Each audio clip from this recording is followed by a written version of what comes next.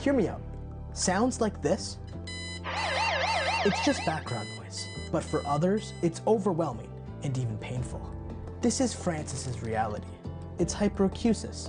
This condition is another dimension of hearing issues. It causes millions of people to shut themselves out from the world because everything around them is too loud. Despite advancements in tinnitus and hearing loss research, sound sensitivity remains poorly understood. Using electrophysiological data from EEG, my research seeks to find how the brain responds to different sounds and their perceived loudness during everyday activities. By decoding these brain signals, we can develop better tools to diagnose and treat sound sensitivity better. For Francis, this research brings hope. Hope to go out again, enjoy sounds, and perhaps even to tolerate it better in the future.